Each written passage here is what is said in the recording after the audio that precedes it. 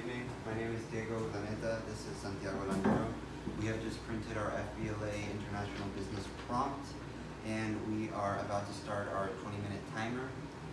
After our 20 minutes conclude, we will flip the camera and we will start our 7-minute timer where we will give our presentation.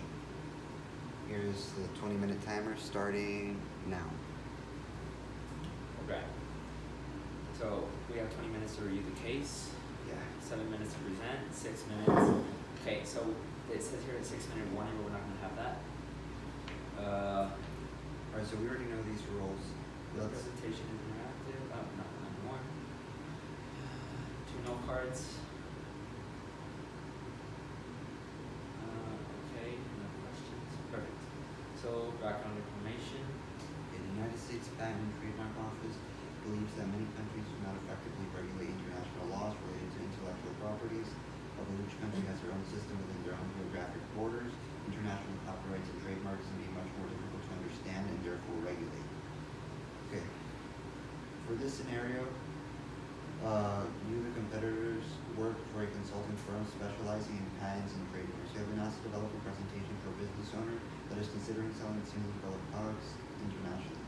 You have been asked to outline the differences between U.S. international copyrights, trademarks, and patents. Secondly, you will address the legal differences in areas such as consumer protection, Product guidelines, labor laws, contract language, liability or taxation. Okay, so that's what we have to cover. You should choose at least 2 products to illustrate your point on the business owner. The judges will be looking for the quality. Okay, so turn back. Sweet. Okay. So define those terms. We can just sprinkle these as we. Yeah, they don't have to be just. Yeah, now we're gonna be listing terms. Yeah. Okay. So describe the decision-making process, opportunity cost. Okay, you can handle that, right? Decision-making process. Yeah, opportunity cost. Okay. Yeah. Okay. All right. The effective literacy level, technology, natural resource availability. Okay, I think I can do that. Seems pretty self-explanatory. I'll explain it well. Identify the impact of geography on international business, including factors such as climate, time zones, distance, topography, and social, economic, and Okay.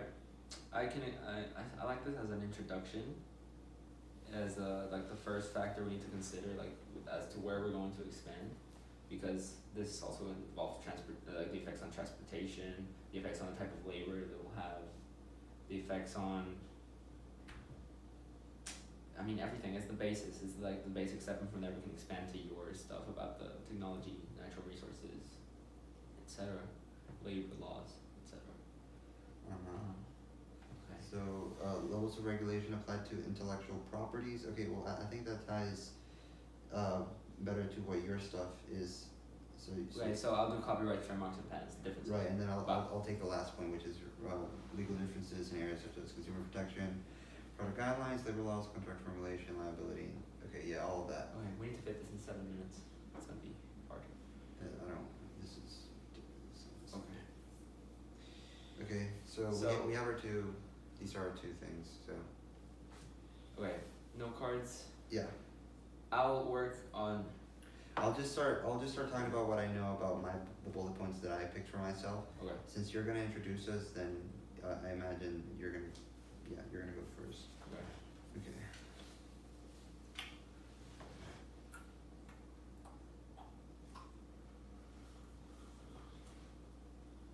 In this one, I'm gonna start outlining like what we say first. Yeah.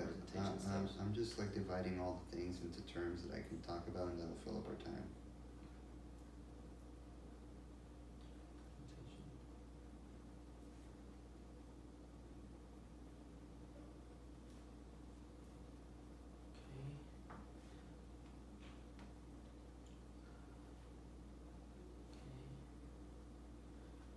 Oh, what are the? The problem says 2 examples, like choose at least 2 products that illustrate your point. I think we could use. Where is it? The product guidelines. Mm-hmm. We can talk about like maybe how Coke. the Coke. Coke. When they have to change their ingredients. Yeah. Okay.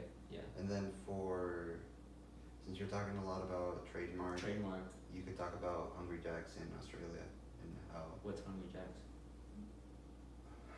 Hungry Jack's is Burger King. Okay. Okay, so you know how in Australia the trademark for Burger King was already taken, so when Burger King wanted to open shops in Australia, they They had had to change the name. to Hungry Okay, Jack. that's a perfect I mean, example. You've heard of Hungry Jack's, right? Yeah. Yeah, they sell Whoppers. I didn't know they were the same as Burger King though. Oh well, you can use it as an example. Okay, that's perfect. No, okay, so that's two products, and we can say like to avoid what happened to Burger King, we need to do this, and this differently. Yeah. Okay, got it.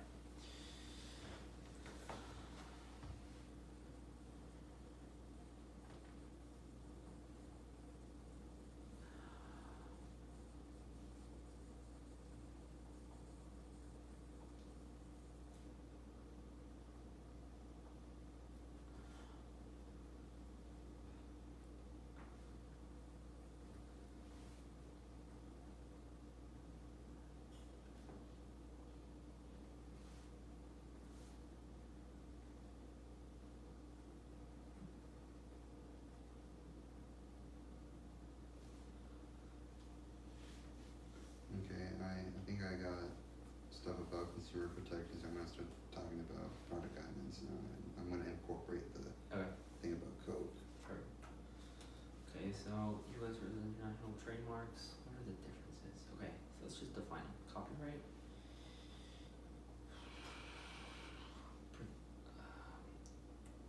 Gives ownership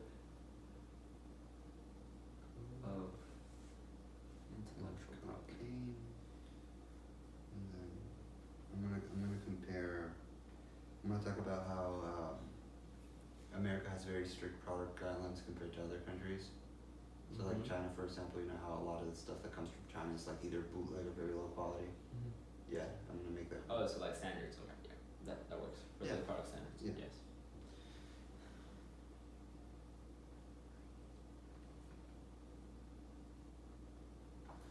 Okay, so that's copyrights. So now we define. What's next? Trademarks. Yeah, trademarks. Trademarks. I believe that you have to file a trademark and a patent for each country, right? Like if you have a U.S. patent that doesn't protect you in, say, Yeah, India. and if you get one in India, but then you expand to say Russia, you have to get one for Russia too. Okay. It's So for it's each individual country, region. Okay. It's a pain. And then okay, so we would have to get And the process to get a patent, like it varies. like the length. Okay. Yeah. Well, yeah, I have to talk about that. Mhm. In the U.S., I've heard it's about a couple months. It's not that long to get a patent approved. Also, we need a utility patent that will cover like the production of this product. Mhm. And what is it? It's a utility.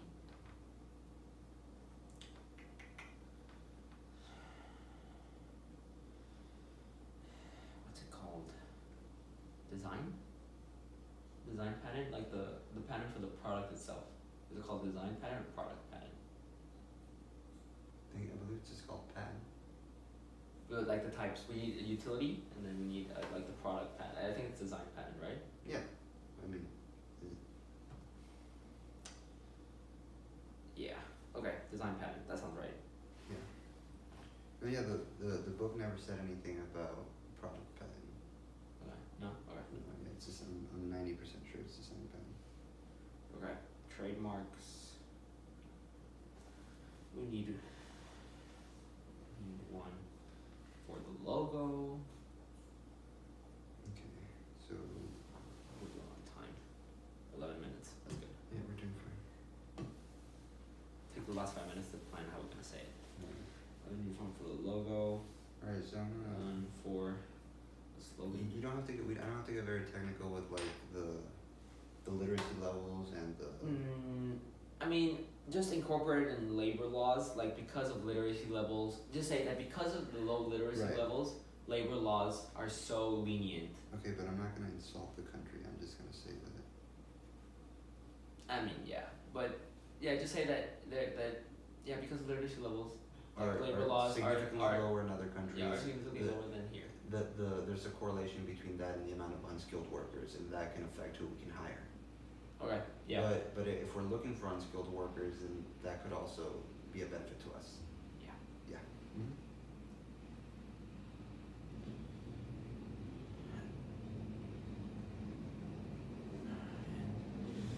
Logo, slogan, and for brand.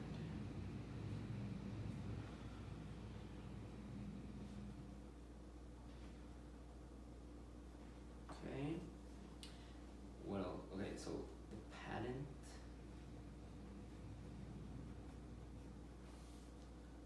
Okay, so natural resources, that's referring to things like oil, natural gas. That's that kind of stuff. And in this case, it depends on what our company is. I mean, we're not gonna mention it, but it could be like textile Right, company. So, right. I mean, India and their cotton, China, and like historically with silk and those type of textiles, or in the Middle East with they have a lot of textiles as well. And so a patent. So we said we need utility patent and design patent.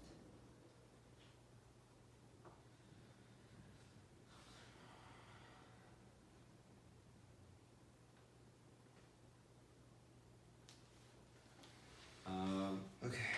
Then we have to remember U.S. patents.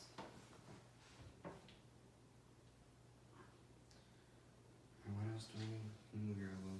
Okay, sorry. Extend. Okay.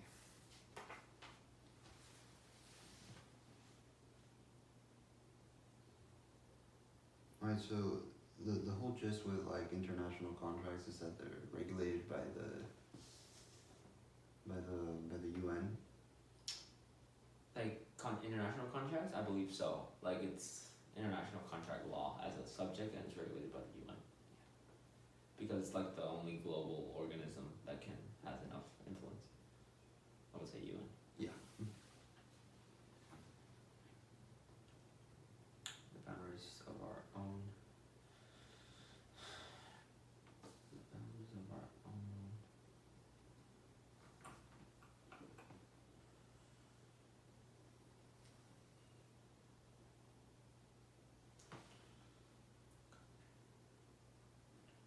Okay, note. Pay the fees.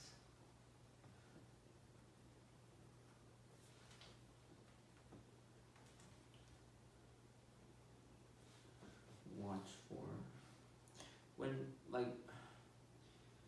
what is it called when Yeah. what was the abbreviation for like personal intellectual property, was it? Yeah.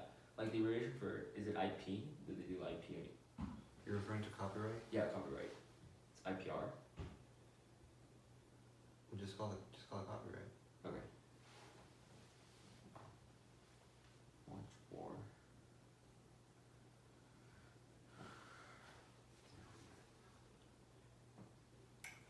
Watch for changes in policy.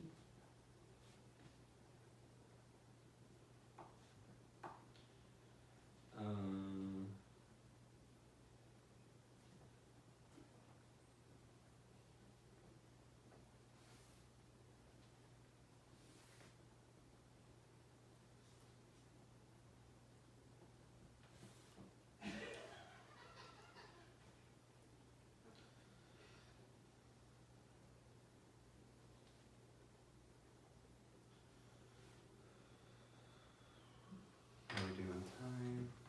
We have 6 minutes. Oh God. Okay. We gotta spare some time to plan this. Yeah, the United States. What's it called? U.S. Patent and Trademark Office. We're almost done. Yeah, I'm on my last topic. This is so little time, we can only like write so much. I know. Plus the time to speak is short as well. It's gonna end up being short. So, okay, the Patents and Trademarks Office. Okay. that's everything, right? Okay. Yeah, let me just look at this. Yeah, those are all my topics. Do you want to introduce us? Yeah, I'll do that. Okay. Yeah. If we have time for a conclusion, I'll fit it in. Yeah, but we'll make it a brief. Thank you for your time. Okay. Okay.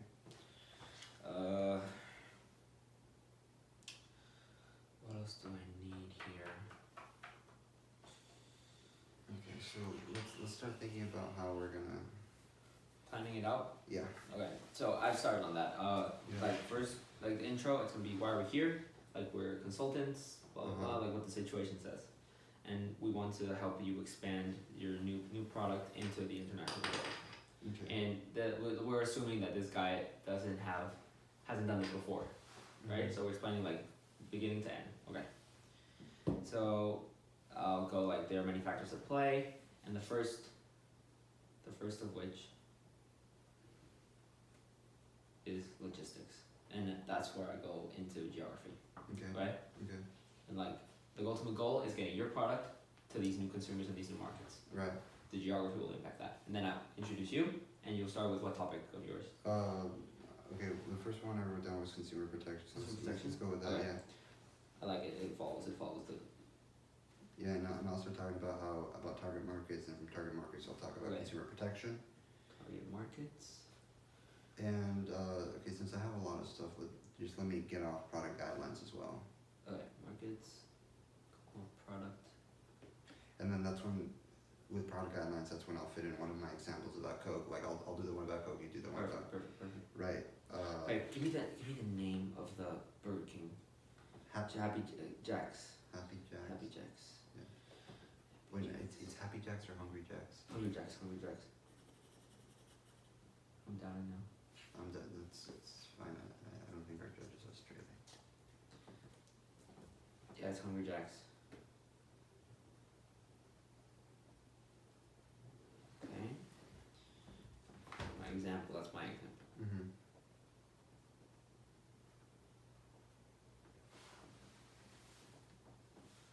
Three minutes. Okay. Just done. Perfect. So the product guidelines and then example one. Okay, then so then we go into Talk about your stuff. yeah, I'll talk about IPR, which is like intellectual property, Mm-hmm. IPR, copyright, and the patents, right? Right. Yeah. Make sure that you leave this note card visible for me so I can keep track of what we're doing. Okay, perfect. Okay, there we go. Copyrights, patents, trademarks. Then 4. What will be next? So I'm talking consumer protection. These things protect us, like protect the company, protect the judge or the owner of the company. Okay, so let's talk about The things that next- protect the workers. The workers. Right. So, Right. yeah, Labor that laws. fits in nicely. Labor laws, and maybe literacy. Maybe. Yeah, just say yeah. Just start with Yeah, because there's no way to Perfect. talk about it without insulting the. yeah. 5. Labor laws. Then you can go into natural resources. Yeah, that's. Then we can. What are you missing? Taxes? No. No, okay, I'm missing contractual formulation, liability, and taxation. Okay. So natural resources. There, we can fit on how to. Okay, let's go. Alright, let's go. Then I can fit how will we expand, and then there you have like the three that we talked about in the class. The 3 ways you can expand would be with joint venture. You can contract with the companies and like get them to ship your product, like make it over there and ship it to you, Mm-hmm. and then you sell it in different markets, or you buy your own factory. Okay. And that can go in the ethical implications of each choice, and the one I would recommend as a consultant. Mm-hmm. Okay. And then when do I talk about contractual formulation and liability and taxation? At the end, after this. After this, okay, so then just put CLT, because that'll help me remember. Contracts, liabilities, Yeah, tax. tax. Right, and then after that, do you have anything? Uh, Crap, we have 25 seconds. conclusion. Let's just go. It's Conclusion? if we have time. Okay, but are you missing anything? No, I don't think we Okay, are. then we're good. Then Check the prompt.